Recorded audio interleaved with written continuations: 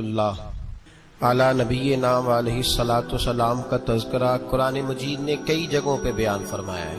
نبی پاک صلی اللہ تعالی علیہ وسلم نے ارشاد فرمایا کہ میں ملت ابراہیم پہ ہوں۔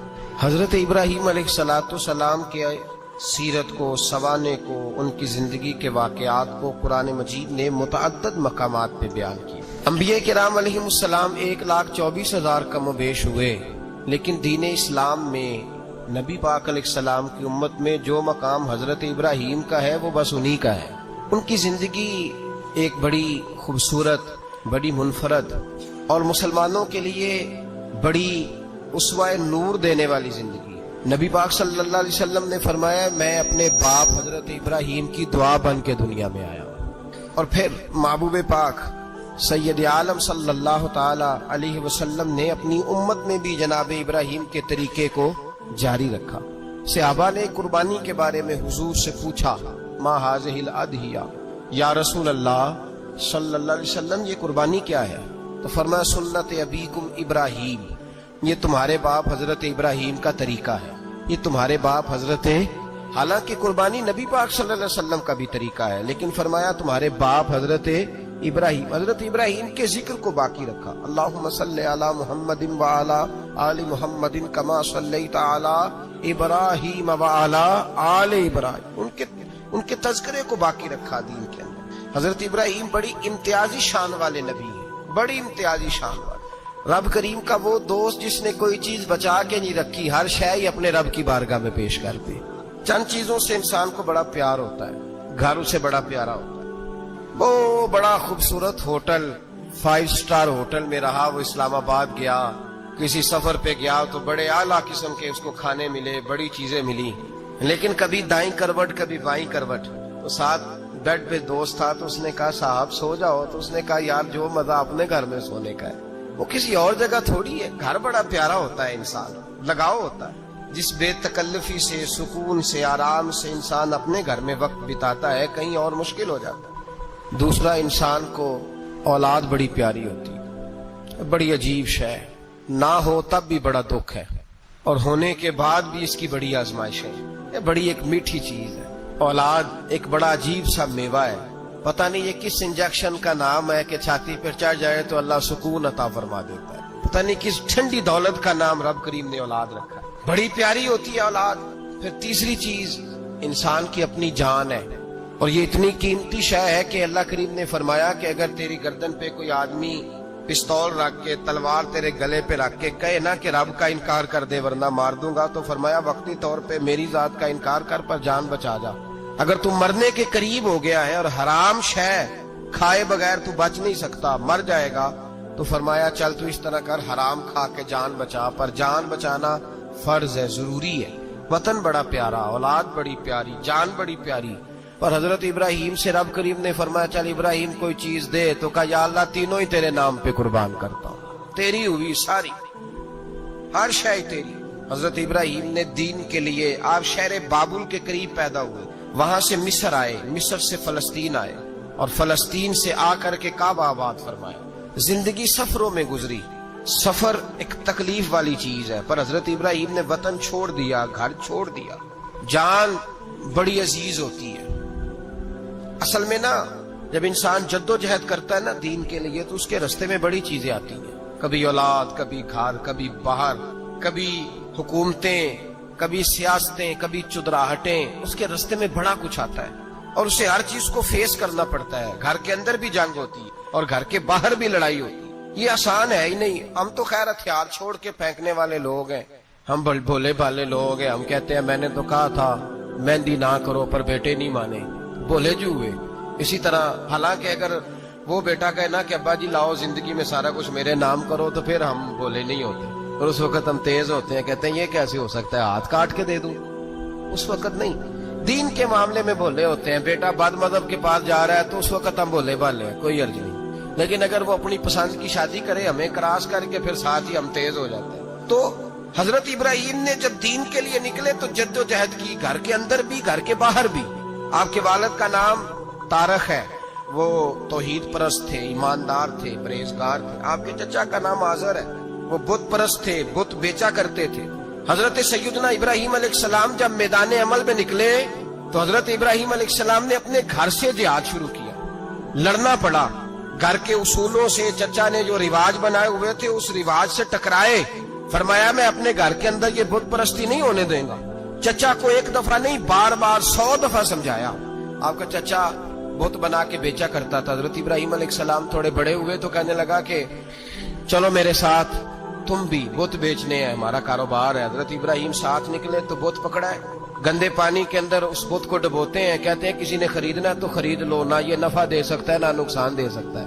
جو اپنا آپ نہیں بچا سکتا تمہیں کیا بچائے گا, خریدنا ہے تو خرید لو. چچا کہنے لگا تو کاروبار چمکا رہا ہے کہ تباہ کر رہا ہے. گھر میں بڑے معاملات خراب ہوئے, جھگڑے ہوئے, لیکن حضرت ابراہیم علیہ السلام ایک منٹ کے لیے بھی اپنے گھر کے اندر بھی کمپرومائز کرنے کو تیار. یہ تھوڑا مشکل میں نے پہلو چھیڑ دیا ہے, یہ تھوڑا مشکل پہلو چھیڑ دیا ہے. بڑا سمجھدار آدمی ہے پر بیوی سے پردہ نہیں کرا سکتا. سیانا ہے, پنچایت کا بندہ ہے, جو اس سے آپ کہیں گے وہ بات یہ سنائے گا, لیکن کہتا نہیں جی میں نے کوشش کر لی ہے. کس قسم کی کوشش ہے صاحب, کیسے ہو گیا؟ حضرت ابراہیم علیہ السلام نے گھر کے اندر سے فرمایا نہیں کرنے دوں گا. گھر کے اندر بھی ٹکرائے. فرمایا تم جو بھی ہو پاش پاش کیا چچا کے اصولوں کو, اور باہر جب نکلے تو صرف علاقے کے چیئرمین سے نہیں ٹکرائے, ایم پی ایم این اے وزیر مشیر سے نہیں ٹکرائے. سپر پاور نمرود دنیا کا واحد حکمران تھا اس وقت, دوسرا کوئی حکمران ہی نہیں تھا. اکیلے حکمران سے جا کر ٹکرائے. کوئی ساتھ فوج نہیں تھی, کوئی ساتھ ان کے طاقت بظاہر دنیا داری کی کوئی نہیں تھی, پر حضرت ابراہیم جا کے ٹکرائے. اور میرے رسول پاک صلی اللہ علیہ وسلم نے سند بیان کی. فرمایا افضل الجہاد کلمۃ الحق عند سلطان الجابر. فرمایا سب سے افضل جہاد یہ ہے کہ تو ظالم بادشاہ کے سامنے کھڑے ہو کے حق بات بیان کر دے. یہ سب سے بڑا جہاد ہے. یہ سب سے افضل الجہاد کلمۃ الحق عند سلطان الجابر, سب سے بڑا جہاد. حضرت ابراہیم کھڑے ہو گئے, سپر پاور سے ٹکرائے. یہاں ہم لوگ حکمتوں کا شکار ہیں, دیکھیں گے, کریں گے, سوچیں گے, اور مولوی صاحب کو ویسے کہتے ہیں آپ پرہیز کریں سیاسی باتوں سے. بھئی اللہ کے ہر نبی نے جا کے وقت کے ظالم حکمران کو لتاڑا ہے, للکارا ہے. یہ تو مشن انبیاء ہے. حضرت سیدنا ابراہیم علیہ السلام نے اس کو جا کے کہا کہ تو جھوٹ بولتا ہے, تو جھوٹا ہے, تو خدائی کا دعویٰ کرتا ہے, تو بہت بڑا ظالم ہے. اور قرآن مجید نے اس ساری بات کو بیان فرمایا. حضرت ابراہیم علیہ السلام سے کہنے لگا میں رب ہوں. تو آپ نے فرمایا میرا رب تو وہ ہے جو زندہ کرتا اور مارتا ہے. تو پھر آپ حق بات بیان کریں گے تو اللہ مارے گا کہ بندہ مارے گا؟ کچھ بھی نہیں ہوتا, کیونکہ زندگی موت کس کے ہاتھ میں ہے؟ اللہ کے ہاتھ میں. زندگی موت اللہ, کچھ بھی نہیں ہوتا. انسان صحیح سمت کا تعین کرے اور صحیح چلے. حضرت علی شیر خدا سے کسی نے کہا تھا کہ آپ کے بڑی دشمنی ہے, کوئی محافظ رکھ لیں. آپ فرمانے لگے موت خود بہت بڑی محافظ ہے, وقت سے پہلے آتی ہی نہیں. بڑی محافظ ہے, وقت سے پہلے. علامہ نورانی رحمت اللہ تعالیٰ علیہ کراچی جیسے شہر میں رہا کرتے, جہاں گام پہ خطرہ تھا. لوگوں نے کہا حضرت اتنے بڑے لیڈر ہو, آپ کی جماعت کی 62 سیٹیں ہوئی قومی اسمبلی میں, ایک ایسا وقت بھی آیا تو کوئی ایک آدمی بندوق والا. آپ فرمانے لگے مجھے ضرورت ہی نہیں, اس لیے کہ جس خدا رسول کے لیے میں نکلا ہوں وہ خود ہی حفاظت کرنے والے ہیں, ضرورت نہیں ان چیزوں. تو بھائی حضرت ابراہیم ٹکرائے, اور آپ کا انداز کیا ہے؟ جا کے کہا کہ تو نہیں, خدا وہ ہے جو زندہ کرتا. اور اس نے ایک بیوقوفوں جیسی دلیل دی. ایک آدمی کو کل پھانسی دینی تھی تو اس کو بلایا, کہنے لگا تجھے کب پھانسی ہے؟ اس نے کہا کل. کہنے لگا جا تجھے آزاد کیا, زندگی دی, اس کو چھٹی دے دی. ایک عام آدمی بیچارہ بیٹھا تھا, اس کو پکڑ کے نا کہنے لگا اس کی گردن اڑا دو. کہنے لگا دیکھ لو میں بھی زندہ کرتا اور مارتا ہوں, وہ جو کل مرنے والا تھا میں نے زندہ کر دیا ہے, اور جس کو پتہ ہی نہیں تھا کہ میں نے مرنا ہے اسے پکڑ کے میں نے مار دیا ہے. یہ بیوقوفوں جیسی دلیل ہے. حضرت سیدنا ابراہیم علیہ السلام چاہتے تو اسی وقت دلیل توڑ دیتے کہ تو کیا بیوقوفوں جیسی بات کر رہا ہے, اگر تو زندگی دیتا ہے تو مرے ہوئے میں جان ڈال کے دے جس کو تو نے مارا ہے. لیکن حضرت ابراہیم نے دیکھا کہ بیوقوف ہے, بیوقوفوں سے بحث نہیں ہوتی, دلیل بدل لی جاتی ہے, ان کی عقل کے مطابق بات کی جاتی ہے. حضرت ابراہیم فرمانے لگے میرا رب وہ ہے جو سورج مشرق سے نکالتا ہے اور مغرب میں غروب کرتا ہے. تو اگر رب ہے تو تو مغرب سے نکال کے مشرق میں غروب کر. فبہت الذی کفر, کافر لاجواب ہو گیا, اس کے پاس اس چیز کا کوئی جواب نہیں تھا. علامہ اسماعیل حقی نے خوبصورت فکرہ لکھا ہے, خوبصورت جان ڈال دی ایک جملہ کہہ کے. حضرت سیدنا علامہ اسماعیل حقی رحمت اللہ علیہ فرمانے لگے چونکہ نمرود بیوقوفوں جیسی باتیں کر رہا تھا اگر وہ یہ کہہ دیتا نا کہ میں سورج کو نکالتا ہوں مشرق سے، میں غروب کرتا ہوں معاذ اللہ مغرب میں نکالتا ہوں، تو آپ اپنے رب سے کہیے کہ وہ مغرب سے نکال کے مشرق میں غروب کرے۔ علامہ اسماعیل حقی فرماتے ہیں رب کریم کی آواز قدرت تھی، مالک حضرت ابراہیم علیہ السلام کے اس اگر وہ کہہ دیتا اور حضرت ابراہیم دعا کر دیتے تو رب کریم نے فرشتوں کو تیار بٹھایا ہوا تھا۔ فرمایا اگر یہ کہہ دے میرے خلیل سے کہ سورج مغرب سے نکال کے مشرق میں غروب کرنا ہے تو تیار رہنا، جس طرح خلیل کہیں گے ویسے ہی کر دیں گے۔ واتخذ اللہ ابراہیم خلیلا، ابراہیم ہمارا دوست جو ہوا، جیسے کہے گا ویسے کر دیں گے۔ حضرت سیدنا ابراہیم علیہ السلام کی باتوں کا جب جواب نہ دے سکا، دلیل نہیں بندہ دیتا، پھر لڑائی کرتا ہے، پھر جھوٹے موٹے اعتراض کرتا ہے۔ دلیل ختم ہوتی ہے تو لوگ ذاتیات میں اترتے ہیں، کہتے ہیں یہ کھانستا صحیح نہیں، دیکھتا صحیح نہیں۔ دلیل ختم، اب ذاتیات پہ اترے، کہنے لگے مجھے پتہ چلا ہے کہ یہ فلانی جگہ گیا تھا تو وہاں جا کے اس نے اس طرح کیا ہے۔ پھر لوگ ذاتیات پہ اترتے ہیں، جب دلیل کا جواب دلیل سے نہیں دے پاتے پھر ذاتیات پر اتر کر حملے کرتے ہیں۔ حضرت ابراہیم کے دلائل کا جواب نمرود نہ دے سکا تو کہنے لگا کہ اس کو آگ میں ڈال دو۔ قوم گئی ہوئی تھی ساری، آپ نے بات سنی ہوئی ہے، میں نے صرف اشارہ دینا ہے، میلے پہ تو حضرت سیدنا ابراہیم علیہ السلام نے سارے بت توڑ دیے، کلاڑا بڑے بت کی گردن پہ رکھا، واپس آئے، کہنے لگے بت کس نے توڑے ہیں؟ تو فرمایا اس سے پوچھو جس کی گردن پہ کلاڑا ہے۔ کہنے لگے یہ تو بول ہی نہیں سکتا، تو فرمانے لگے بڑے بیوقوف ہو جو بولتا ہی نہیں، سنتا ہی نہیں، اپنا آپ نہیں بچا سکتا، اس کی پوجا کرتے ہو؟ کہنے لگے پکڑو دلیلیں ختم ہو گئی، اس کو آگ میں ڈالو۔ بہت بڑی حویلی 45 فٹ مربع پہ مشتمل ایک حویلی بنائی گئی اور 45 فٹ اونچی۔ مختلف روایات، علامہ اسماعیل حقی کہتے ہیں کہ 3 مہینے تک نمرود نے کہا کہ اس کے اندر لکڑیاں ڈالو۔ لوگ پوچھنے لگے کتنی دنیا جلانی ہے؟ کہنے لگا بندہ تو ایک جلانا ہے، پر بندہ بڑا تگڑا ہے، ایک بندہ۔ 3 مہینے لکڑیاں ڈالی گئیں، اور لوگوں کی جو تہمات ہوتی ہیں نا وہ بڑی عجیب ہوتی ہیں۔ تہمات میں نے بڑی تفصیل سے رمضان المبارک میں گفتگو کی تھی، بدشگونی تہمات لوگ لیتے ہیں، اس وقت بھی لوگ تہمات کا شکار ہو گئے، عقیدہ بگڑ جاتا ہے تو وہ عجیب و غریب باتیں کرنے لگتا ہے، تہمات کا شکار ہو گئے۔ بیبیاں نظر مانتی، میں بیمار ہوں، اگر صحیح ہو گئی تو اتنے من لکڑی دوں گی حضرت ابراہیم کی آگ جلانے کے لیے۔ ایک عورت لے کے جا رہی ہے لکڑیاں، ایک نیک دل آدمی نے اس سے پوچھا کہاں جا رہی ہے؟ کہنے لگی میں نے منت مانی تھی تو حضرت ابراہیم علیہ السلام کو معاذ اللہ جلانے کے لیے لکڑیاں لے کے جا رہی ہوں۔ تو وہ رب کریم کے بندے کہنے لگے تو ڈھونڈتی رہے گی، تجھے وہ جگہ ملے گی نہیں۔ وہ بی بی کئی مہینے گھومتی رہی، جگہ ہی نہیں ملی جہاں لکڑیاں ڈالنی، ماری گئی۔ تہمات کا شکار ہوئے بہت سارے لوگ، تہمات کا۔ بھائی تہمات دین کے اندر منع ہے، تہمات دین میں کوئی نظر ماننا، کوئی کسی بزرگ کے مزار پہ جا کے سالے ثواب کے لیے کوئی چیز ماننا، یہ تو درست ہوا، لیکن غیر شرعی نظریں مان لینا کہ میں آگ کے گرد چکر لگاؤں گا، میں جناب وہاں جا کے یہ والا تماشا کروں گا، میں دھاگا باندھوں گا، میں رسا کاٹوں گا، میں وہاں گندے ہو سے پانی پیوں گا، ان کی شریعت اجازت؟ یہ تہمات ہیں، بدشگونی ہے، دین میں ان کی کوئی گنجائش؟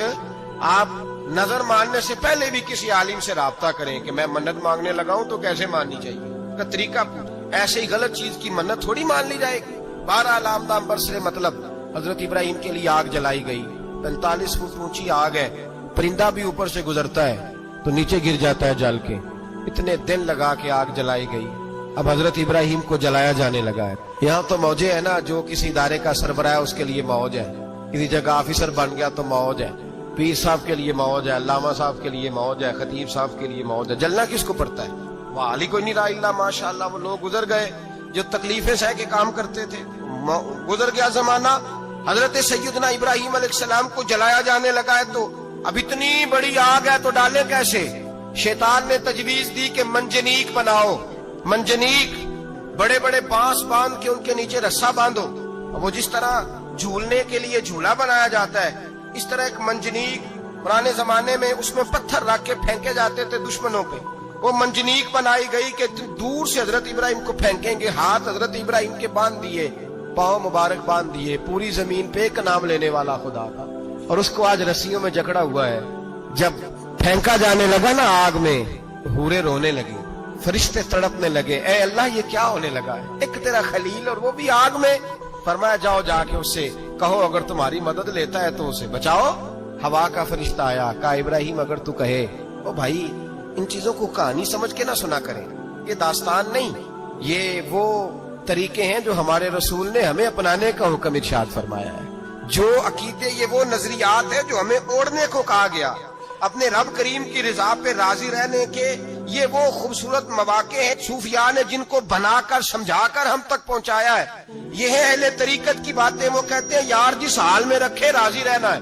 حضرت ابراہیم علیہ السلام کو پھینکا جا رہا ہے، فرشتہ آیا، اے اللہ کے خلیل اگر حکم دو تو اتنی ہوا چلاؤں کہ نمرودی جل جائیں سارے، آگ ان پہ پھینک دی جائے. آپ نے فرمایا تو جا، تجھ سے مجھے کوئی کام نہیں. تھوڑی دیر کے بعد پانی کا فرشتہ آیا، کہا حضور اتنی بارش برساؤں گا کہ آگ بجھ جائے گی. فرمایا تو جا، تجھ سے کوئی کام نہیں. اب جب منجنیق میں رکھ دیے گئے، آگ میں جانے کا لمحہ ہے، تیاری ہے، حضرت جبریل امین حاضر خدمت ہوئے. کہا ابراہیم کوئی حاجت؟ فرمایا تجھ سے کوئی نہیں. کہا چلو مجھ سے نہیں تو رب کریم سے ہی بات کر لو، مجھے پتا ہے میں چھوٹا ہوں، آپ مجھ سے مدد کیوں لوگے، رب کریم سے ہی بات کر لیں. تو حضرت ابراہیم کہنے لگے جبریل یہ بتا، رب کو نہیں پتا اس کا خلیل کس حال میں ہے؟ اسے نہیں پتا میں کس حال میں ہوں؟ میرے ہاتھ بندے ہیں، پیر بندے ہیں آگ میں، اسے نہیں پتا؟ بتایا تو اسے جاتا ہے جسے خبر نہ ہو. تو اگر اسے پتا ہے، اگر وہ جلانے پہ راضی ہے تو میں بھی جلنے کو تیار ہوں. میں تیار ہوں. اسے کہو ٹھیک ہے. حضرت سیدنا ابراہیم علیہ السلام کو منجنیق میں ڈال کے جو پھینکا آگ میں، یا نار کونی بردم و سلاما علی ابراہیم، اللہ نے فرمایا اے آگ میرے ابراہیم پہ ٹھنڈی بھی ہو جا اور سلامتی والی بھی ہو جا. حضرت ابراہیم کو دو فرشتوں نے بٹھا دیا زمین پہ. پھول کھلے ہیں، کونپلیں مہک رہی ہیں، کلیاں خوشبو دے رہی ہیں. حضرت ابراہیم نے سر سجدے میں رکھ دیا. سبحان اللہ والحمد للہ ولا الہ الا اللہ واللہ اکبر. حضرت ابراہیم اللہ کی تسبیح پڑھنے لگے، رب کریم کا شکر بجا لانے لگے. نکلے وہاں سے، کچھ دن گزر گئے، نکلے، حکم ہو گیا ابراہیم علاقہ چھوڑ دو. حضرت ابراہیم علیہ السلام وہاں سے نکل کے مصر آئے، چچا کے پاس ٹھہرے. انہوں نے اپنی بیٹی جناب سارہ کا نکاح کر دیا. کچھ آگے بڑھے تو ایک ظالم بادشاہ سے ٹکرائے. اس نے ایک شہزادی، ایک بادشاہ کی بیٹی قید کی ہوئی تھی، جناب ہاجرہ نام تھا. ان کو قید سے چھڑا کے ساتھ لائے. حضرت لوط علیہ السلام بھی ساتھ. یہ 4 لوگوں کا قافلہ چلا، فلسطین میں جا کے پڑاؤ ڈالا، گھر بار چھوڑا، تبلیغ شروع ہوئی. حضرت ابراہیم کے گھر میں 2 خواتین ہیں، ایک آپ کی بیوی ہیں، ایک حضرت ہاجرہ ہے. اولاد کوئی نہیں. بڑا میوہ ہے میٹھا. گھر وہی آباد ہوتا ہے جس میں بچے روتے ہیں. گھر ہوتا ہی وہ ہے جس میں بچوں کی چنچناہٹ ہوتی ہے، بھن بھناہٹ ہوتی ہے. حضرت ابراہیم نے ایک بچہ روتے ہوئے دیکھا تو آنکھوں میں آنسو آئے. کہنے لگے ربی حب لی من الصالحین، یا اللہ مجھے بھی نیک اولاد عطا کر دے. حضرت سارہ نے سن لیا. کہنے لگی ابراہیم شاید میرے بطن سے تو آپ کو نصیب نہیں، ہاجرہ سے نکاح کر لو. جناب ہاجرہ سے نکاح ہوا. اللہ تو بڑا بے نیاز ہے. رب کریم نے حضرت اسماعیل جیسا خوبصورت بیٹا عطا فرمایا. بیٹا کالا سیاہ بھی ہو تو سینے کی ٹھنڈک ہوتا ہے، پر یہ تو وہ بیٹا ہے جس کی پیشانی میں نور محمدی چمکتا ہے صلی اللہ علیہ وسلم. حضرت سیدنا اسماعیل علیہ اتنے خوبصورت. اب جس بیوی کے یہاں بیٹا تھا، بیٹھنا اٹھنا بھی زیادہ اس کے پاس، آنا جانا بھی اس کے پاس، توجہ ادھر ہو گئی. جناب سارا رشک کرنے لگی. ایک دن کہنے لگی اسے چھوڑا جنگل میں، وادی غیر ذی زرع، مکے کے پاس. بھائی ایک بیٹا عالم دین بنا لو. کہنے لگا روٹی کہاں سے کھائے گا؟ تیرے 5 بیٹے ہیں، ایک کو حافظ قرآن بنا. کہتے روٹی کہاں سے کھائے گا؟ وہ بچہ بھی کہتا ہے میں کہاں سے کھاؤں گا. حضرت ابراہیم علیہ السلام تو چند مہینے کا بچہ چھوڑ آئے، تو کہاں سے روٹی کھائی حضرت اسماعیل نے؟ کہاں سے کھائی ان کی اماں نے روٹی؟ بھوکے مر جاتے ہیں یہ سارے. میں بڑی ذمہ داری سے کہا کرتا ہوں کہ جتنی خوبصورت روٹی اللہ کریم دین کے خادموں کو عطا کرتا ہے شاید کسی اور کے نصیب ہوتی ہے، لیکن ہم لوگ توجہ ہی نہیں کر رہے. ہمارا ذوق ہی نہیں بن رہا. ہم یہ محنت ہی نہیں کر رہے کہ قوم کو مستند علماء کی ضرورت ہے. علاقوں کے علاقے خالی ہیں، ادھر ہمارا مزاج ہی نہیں بن رہا، توجہ ہی نہیں دین کی خاطر. اور پھر چلے بچے تو بعد کی بات ہے نا، جو ابھی خود جوان ہے وہ بھی یہ دعا. ایک صاحب مجھے کہنے لگے میں دعا مانگ رہا ہوں اللہ مجھے بیٹا دے تو میں اسے دین پہ لگاؤں گا. تو میں نے کہا آپ بھی بوڑھے نہیں ہوئے، آپ خود ہی لگ جائیں. بیٹا تو ابھی آئے گا تو لگے گا نا. تو آپ تو اس وقت ہے تو آپ تو پہلے لگے نا صاحب. 2 گھنٹے تو نکال کے آئے، دین سیکھنے کو کافی ہے. آپ اتنی لمبی سوچ رہے ہیں کہ بچہ آئے گا تو بڑا ہوگا تو وہ جائے گا تو دیکھی جائے گی. ابھی تو آپ ہیں تو آپ تو آؤ. حضرت ابراہیم نے بچہ وہاں چھوڑا. یہاں سے جو عمرہ کرنے لوگ جاتے ہیں نا، جو حج کرنے جاتے ہیں، ان کو پتا ہے کہ وہاں دنیا کی ہر نعمت ملتی ہے، پھر بھی ڈبل ٹرپل پیسے لوگ جیبوں میں ڈال کے جاتے ہیں. حضرت ابراہیم جب وہاں لے کے گئے تو کوئی انسان نہیں تھا، پانی کا قطرہ نہیں تھا، 2 کلو کھجوریں، ایک مشکیزہ. بیوی کو تھمایا. ہمارے گھر میں ہزاروں چیزیں پڑی ہیں لیکن وہ جو توکل ہے نا وہ ختم ہو گیا ہے. اللہ دے گا حلال حلال پہ قناعت کریں، جائز جائز پہ بھروسہ کریں، رب کریم عطا کرنے والا ہے، وہ مزاج ختم ہو گیا۔ حضرت سیدنا ابراہیم علیہ السلام 2 کلو کھجوریں 1 مشکیزہ پانی کا دے کر کے اور وہاں بٹھایا آپ نے اپنے بچے کو اور اپنی زوجہ جناب ہاجرہ کو، اور بٹھا کر کے واپس پلٹنے لگے تو حضرت ہاجرہ سلام اللہ علیہ نے آواز دی، کہا ابراہیم کس کے سہارے پہ چھوڑ کے جا رہے ہیں؟ جہاں آب زمزم کا کنواں ہے نا، جو لوگ گئے ہیں انہوں نے صفا مروہ کی صحیح کی ہے، صفا مروہ سے باہر نکلے نا، سرکار کی ولادت کا مقام ہے، اس جگہ پہ آب زمزم کا کنواں تھا، وہاں حضرت سیدنا ہاجرہ کو بٹھایا، کوئی چیز نہیں، کوئی درخت نہیں، کوئی کھیت نہیں، کوئی پانی نہیں، کوئی کنواں نہیں، وہاں بٹھایا اور بٹھا کر کے نکلنے لگے تو جناب ہاجرہ فرمانے لگی ابراہیم کس کے سہارے پہ چھوڑ کے جا رہے ہو؟ کہنے لگے اللہ کے سہارے پہ۔ تو پاک باز بی بی نے ایک لفظ پوچھا، کہا ابراہیم یہ میرے رب کا حکم ہے، یہ میرے بس جن کا عقیدہ توحید مضبوط ہو ان کے لیے ایک جملہ کافی ہوتا ہے، یہ میرے اللہ کا حکم ہے؟ تو جناب ابراہیم علیہ الصلوۃ والسلام